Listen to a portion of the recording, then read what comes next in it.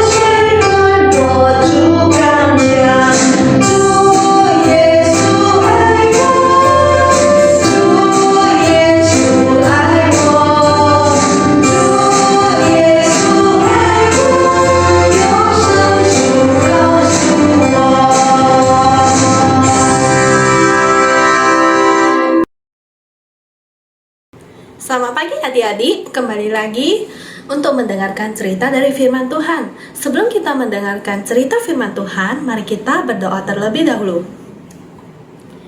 Tuhan Yesus yang baik, terima kasih Tuhan karena kami masih diberikan kesempatan untuk boleh mendengarkan cerita tentang firman Tuhan.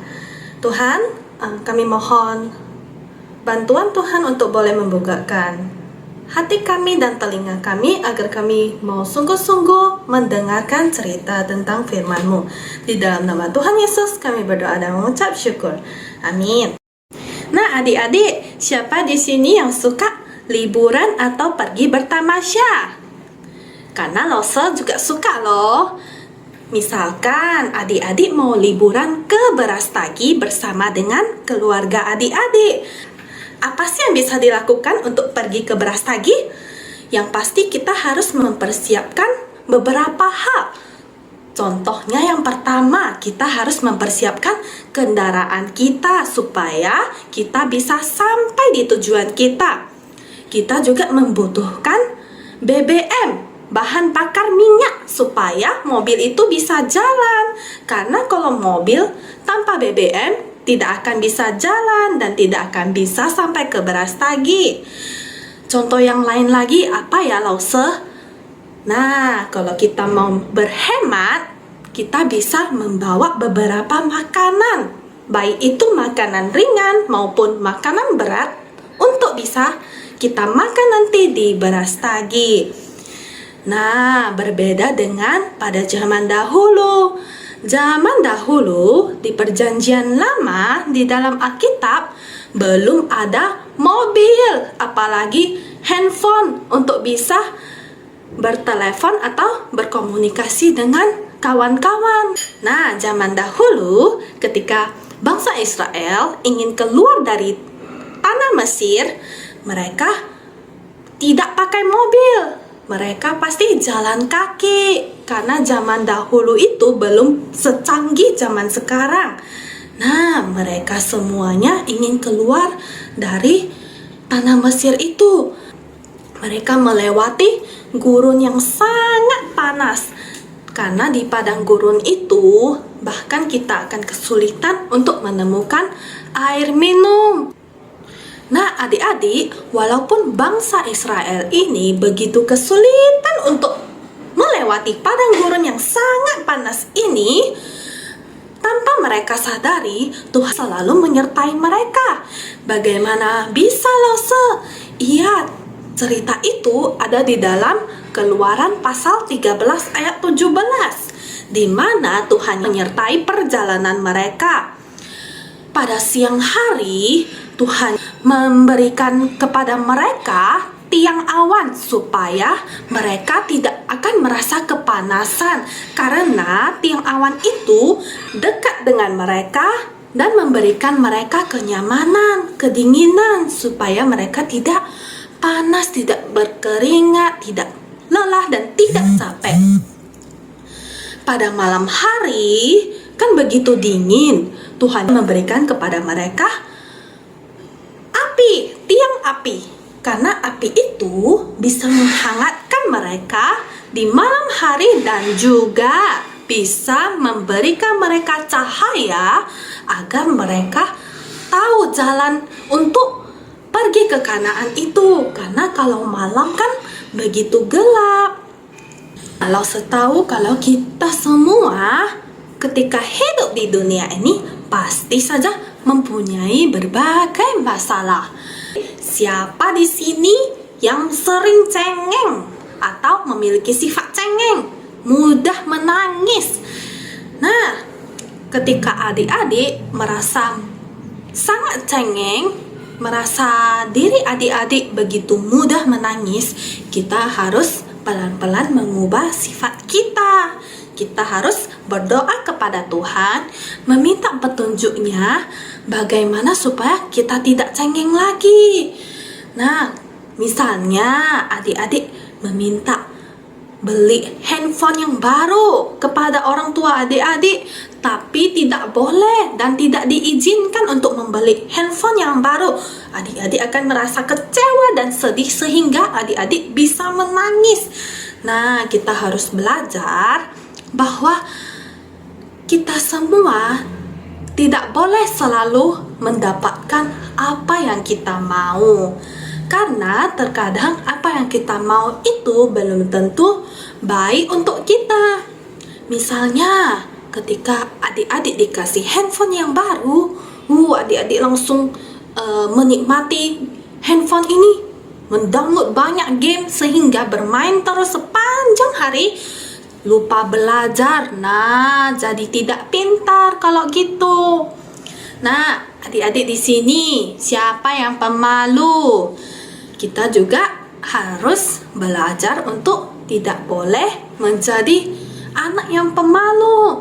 Misalnya ketika masih sekolah online, lause-lause di sekolah itu menyuruh adik-adik membuat video di rumah. Videonya harus ada adik-adik, entah itu bernyanyi misalnya. Adik-adik merasa malu dan tidak mau buat video itu. Nanti nilai adik-adik akan jelek, tidak mendapatkan nilai yang bagus.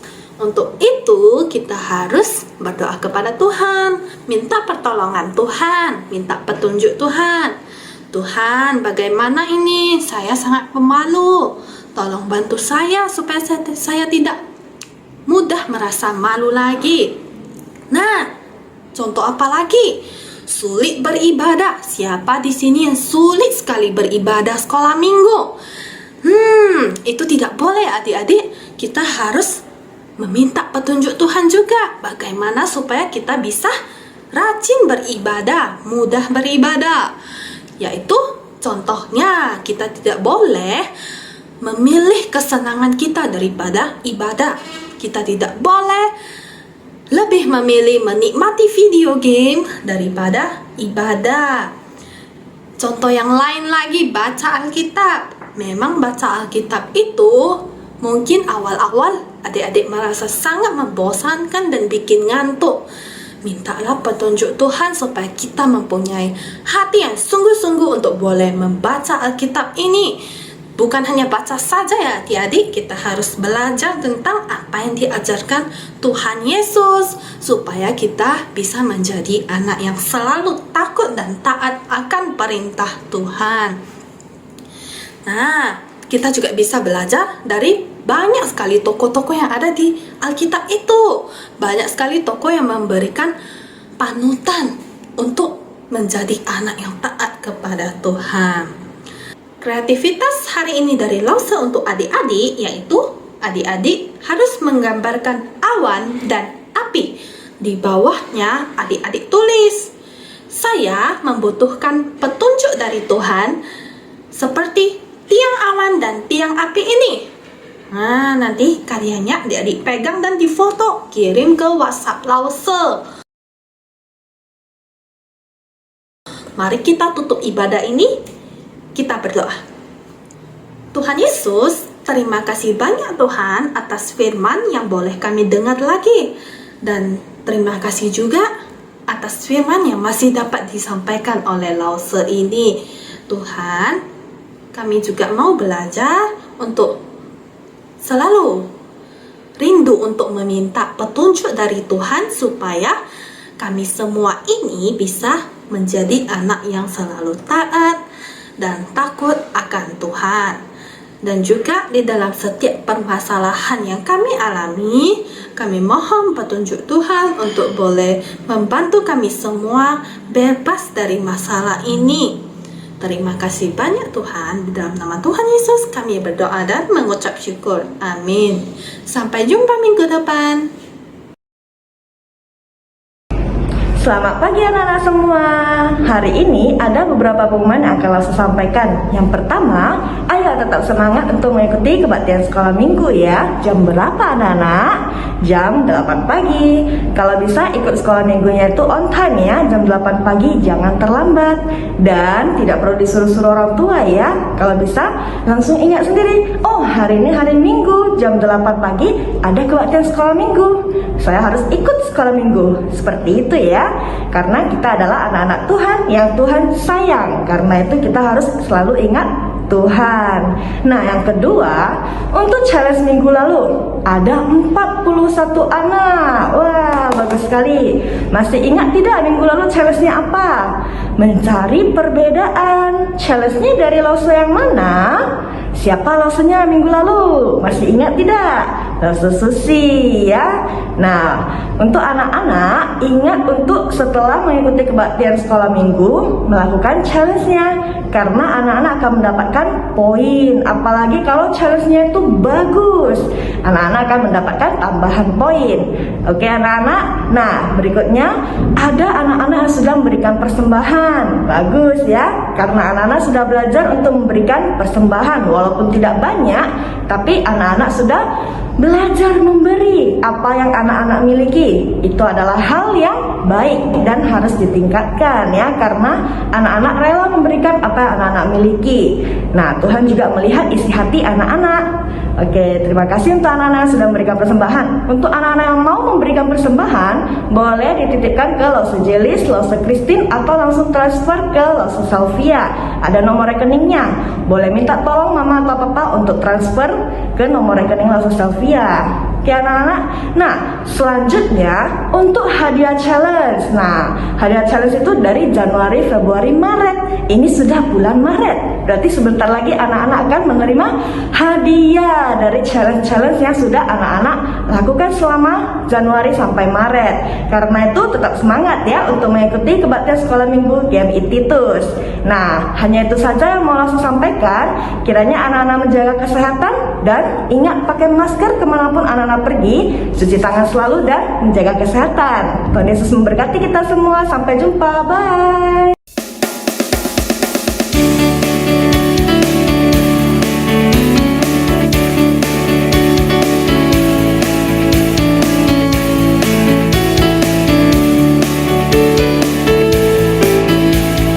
Coba lihat di sana,